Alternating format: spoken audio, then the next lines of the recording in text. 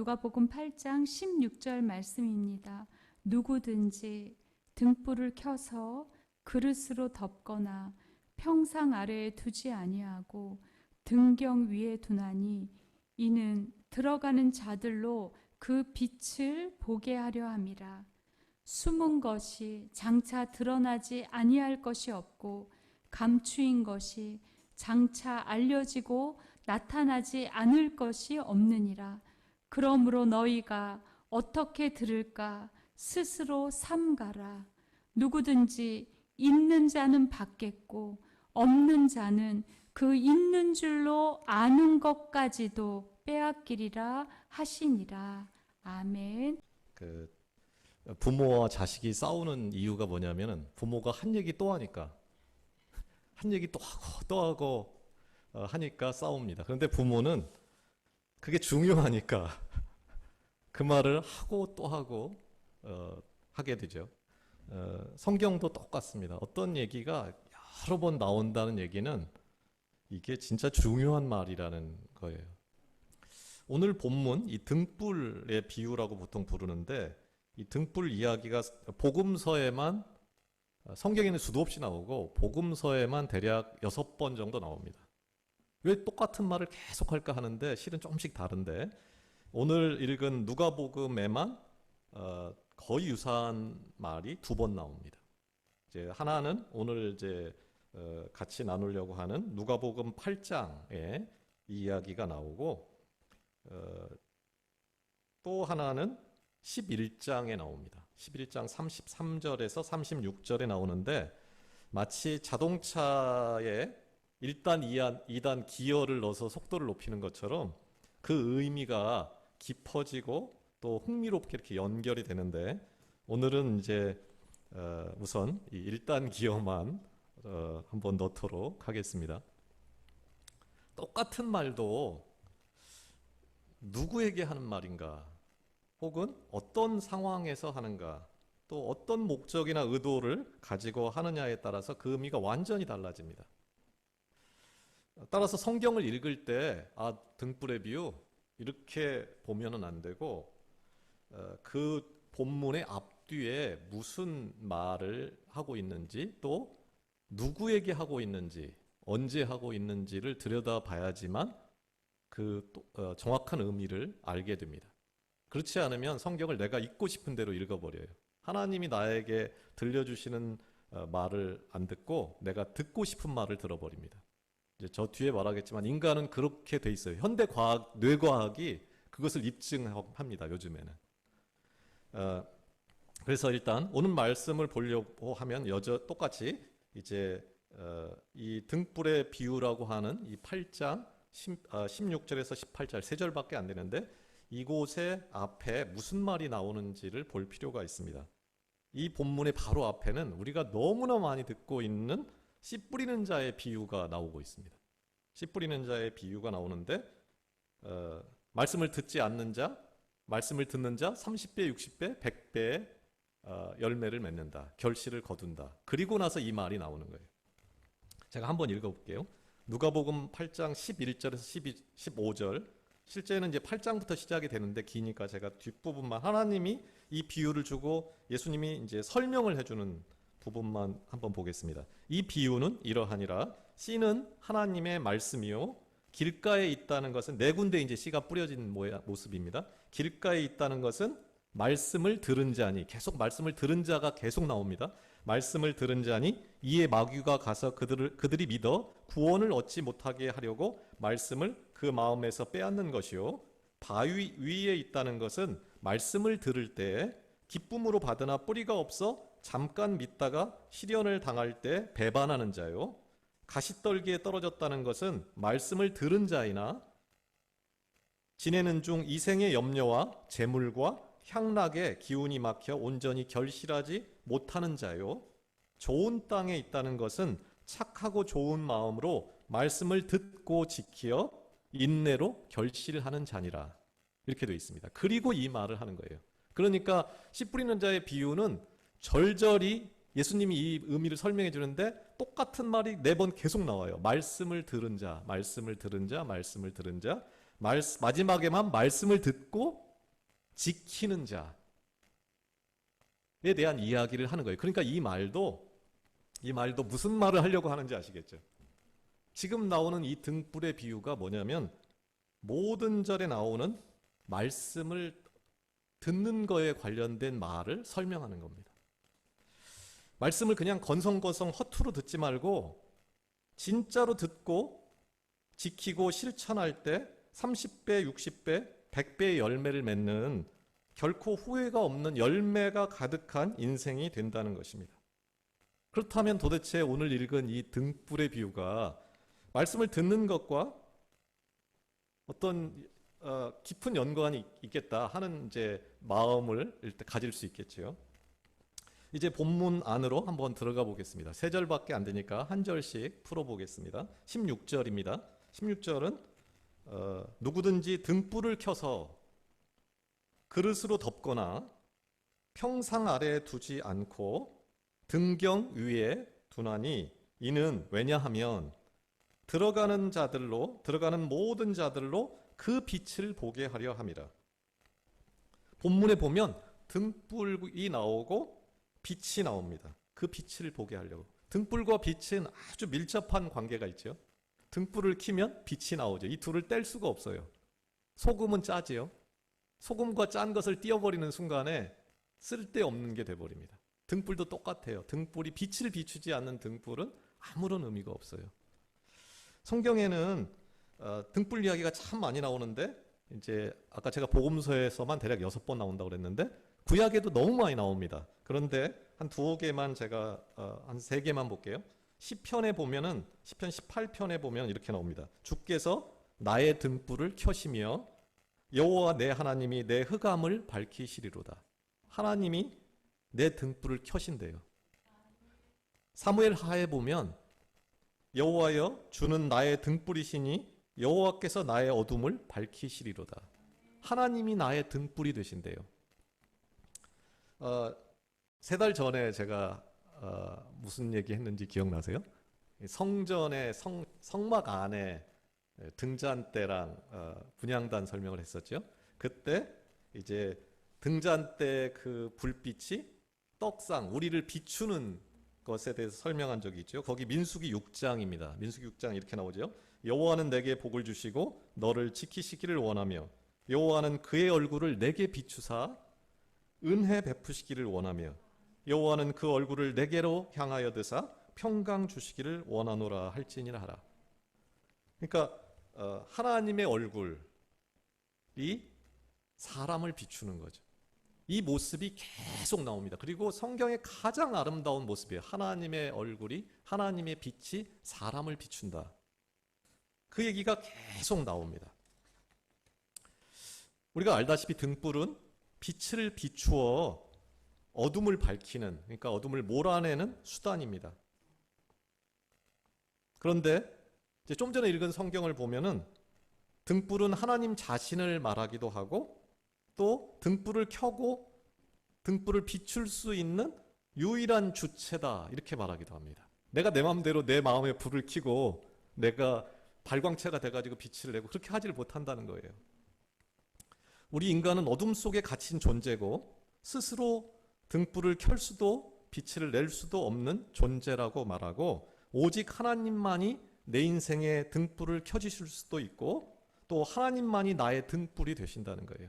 성경이 말하는 전체 이야기가 바로 이 이야기입니다. 그런데 그렇게 생각해 보면은 이제 처음에 읽었던 말이 조금 복잡해졌죠. 그냥 단지 불을 킨다 이렇게 생각할 수 있는데 그 불이 그냥 우리가 기름 등잔에 불 켜는 게 아니고 그게 불이 하나님이다 이렇게 말하고 있으니까 이 말이 두 가지 의미를 동시에 가지고 있구나. 사람이 볼 수 있는 것을 통해서 진짜 무엇인가를 말하고 싶은 거구나 하는 것을 이제 곧바로 알 수 있습니다.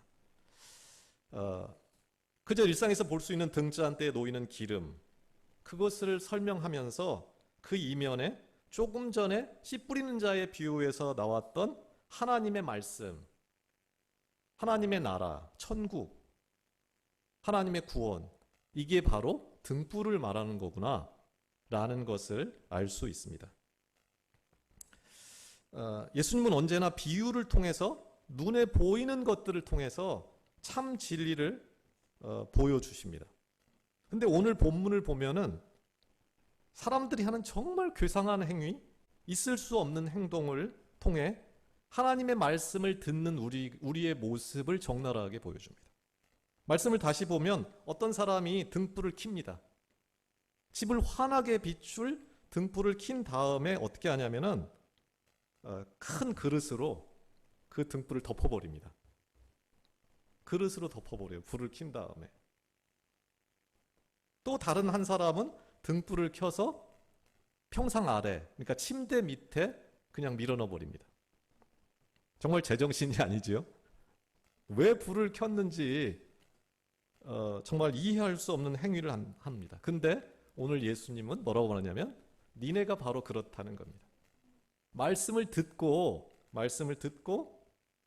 그 하나님의 참된 영원한 나를 영원히 살리는 말씀을 듣고 그 말씀 따라서 살면서 그 선한 삶을 통해서 빛을 비추는 삶을 사는 게 아니라 등불을 침대 아래 밀어넣듯이 한쪽 구석에 그 말씀을 처박아 버린다는 것입니다.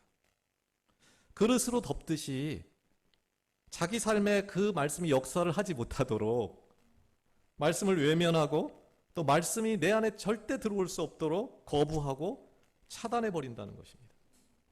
너희는 어떤 사람이냐? 너희는 말씀을 지금 어떻게 듣고 있느냐? 불을 켜서 온 집안의 그 방을 환하게 비추고 있느냐? 아니면 평상 아래 처박아 버리거나 절대로 그 빛을 보지 않겠다고 그 큰 그릇으로 그 등불을 덮어버리는 것은 아니냐라고 묻습니다. 그리고 그 다음 그리고 이제 아무 일도 없었다. 나 덮었어. 나 빛 안 봐. 그러면 끝나는가? 17절입니다. 17절은 이렇게 시작됩니다. 숨은 것이 장차 드러나지 아니할 것이 없고 감추인 것이 장차 알려지고 나타나지 않을 것이 없다. 다 드러난다는 거예요. 사실 이 말은 성경학자들이 굉장히 해석하기 어려운, 지금 우리가 하고 있는 구절이 되게 난해 구절 중에 하나예요. 이게 무슨 말이지 하는 게 계속 나오고 있어요, 실은.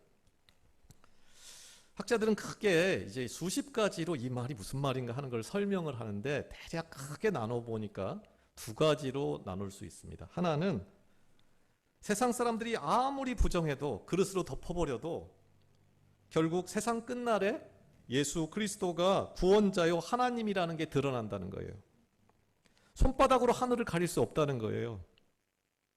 하나님의 나라가 이미 천국이 우리 가운데 왔고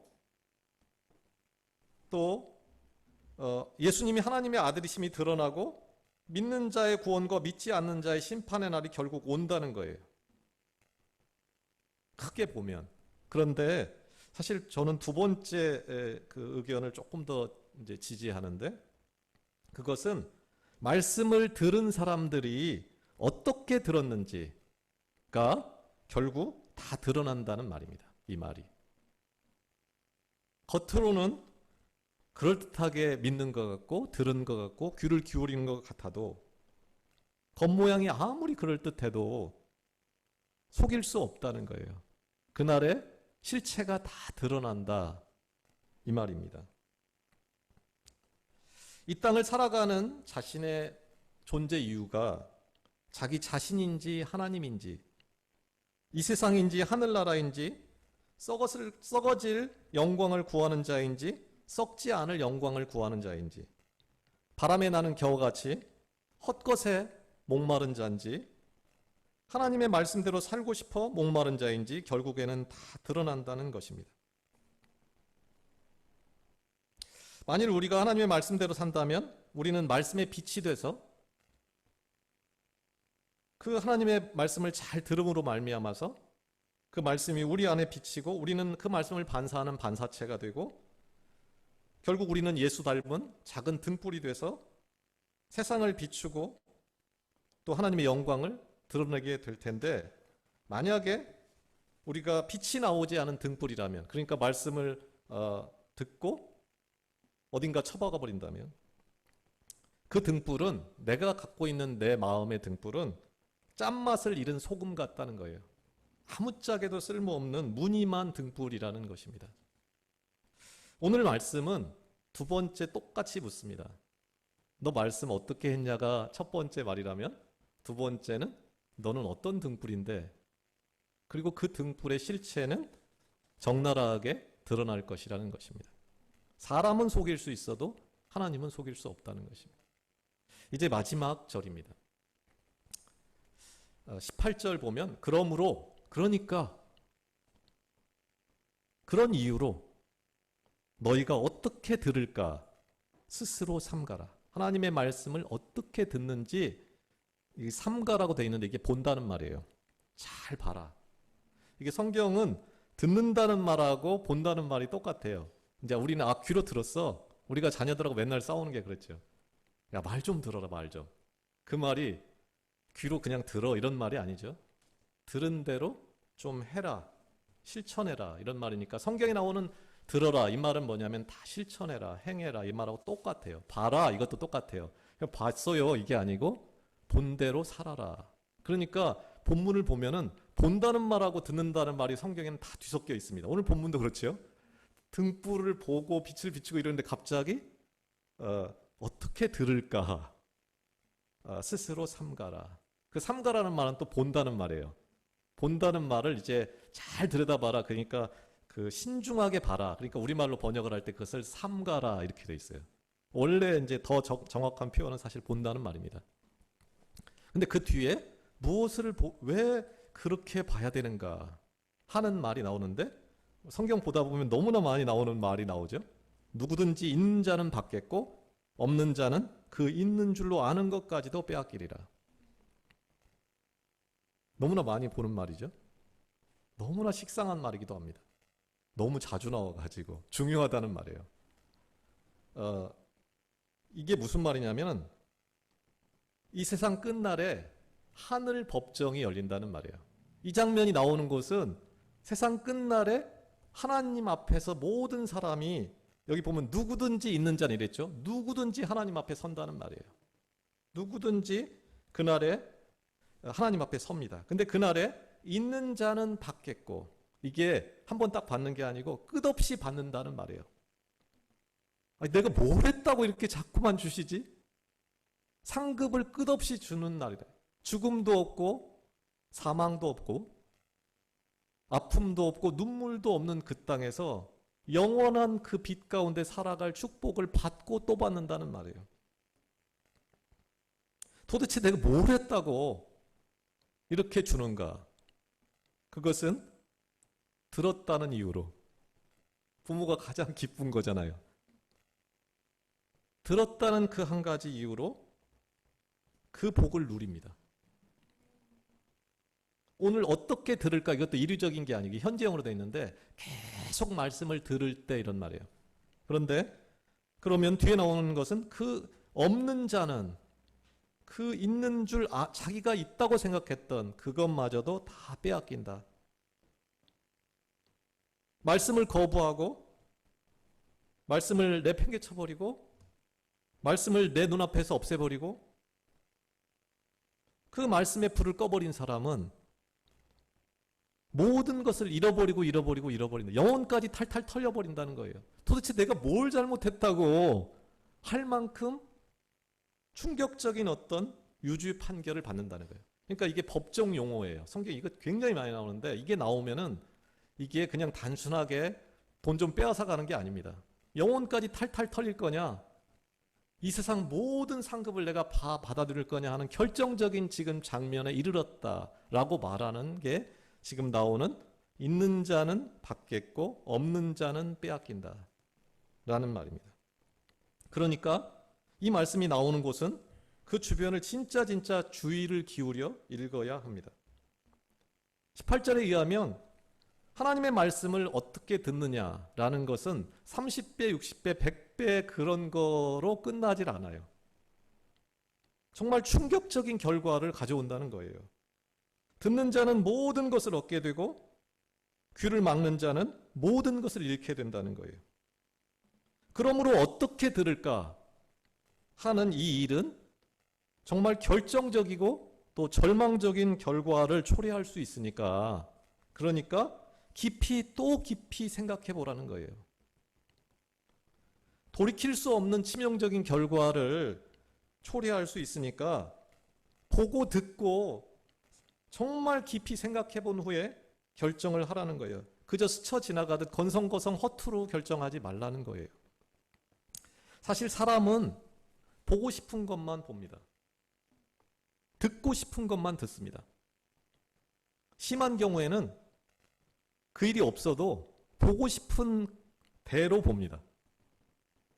현대 뇌과학이 이제 인간이 어떻게 보고 듣는가 하는 것을 이제 최근에 연구를 통해서 발견하는 것들은 뭐냐면, 인간은 모든 것들을 착시 현상이라는 걸 통해서 보고 듣습니다.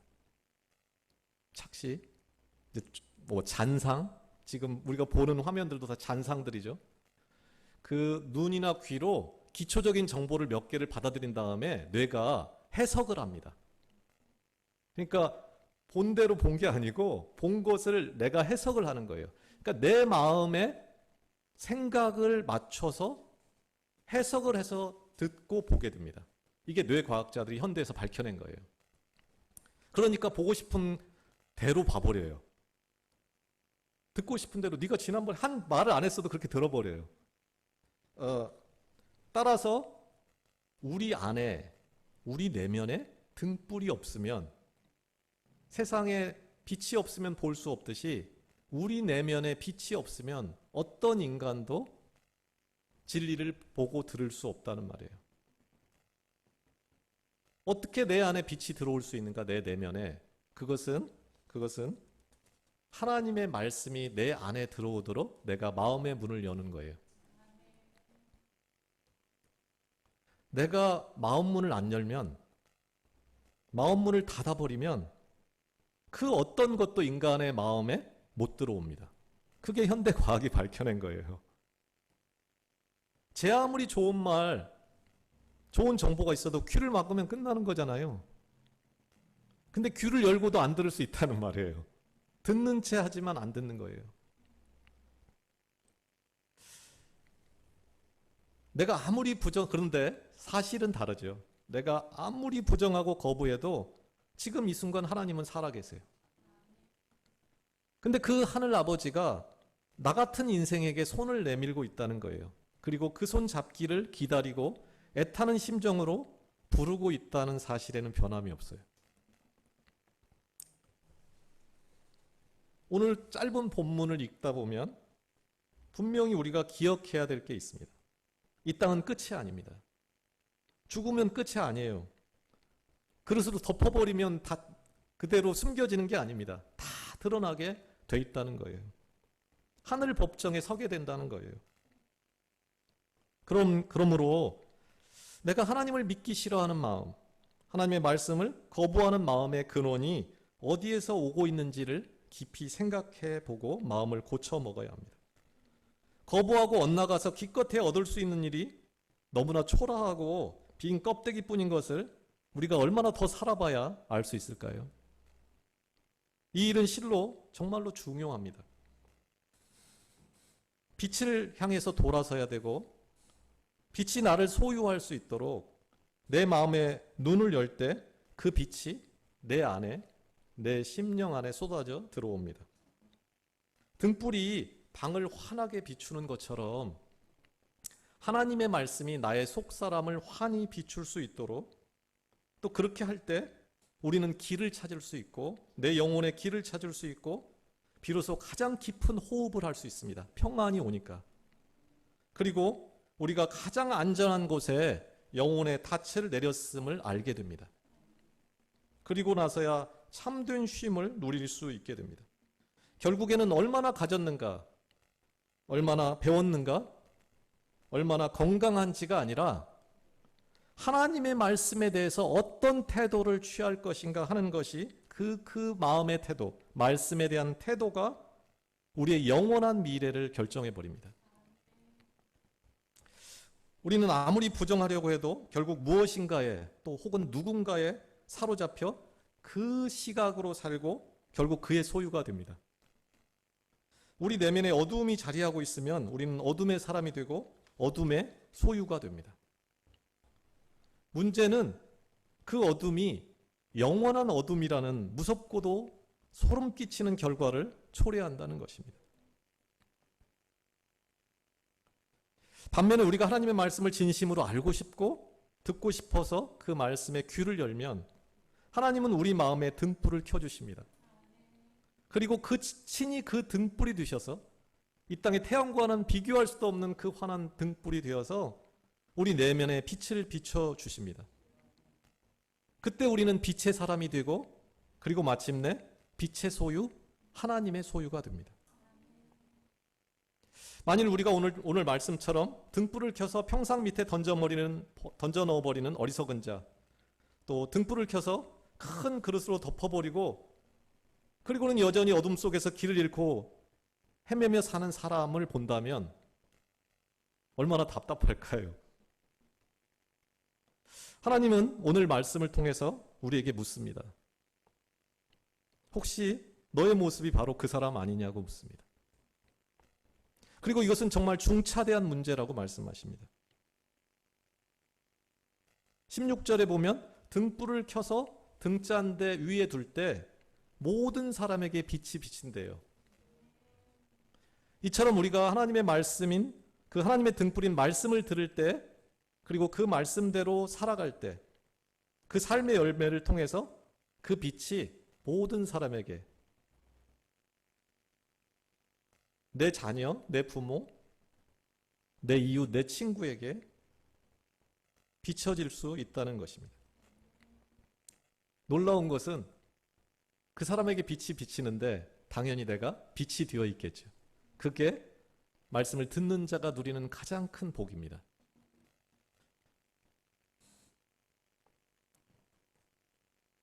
이 시간 그 하나님의 간절한 부르심, 그 애타는 초대에 응답할 수 있기를 원합니다. 말씀의 빛이 내 삶, 내 영혼에 마음껏 들어올 수 있도록 눈을 열고 귀를 열고 마음을 열 수 있기를 바랍니다. 그래서 그 빛 가운데 우리가 들어가고 빛의 소유가 되어서 이전의 어둠의 일을 벗어버리고 빛된 존재로 살아갈 수 있기를 바랍니다.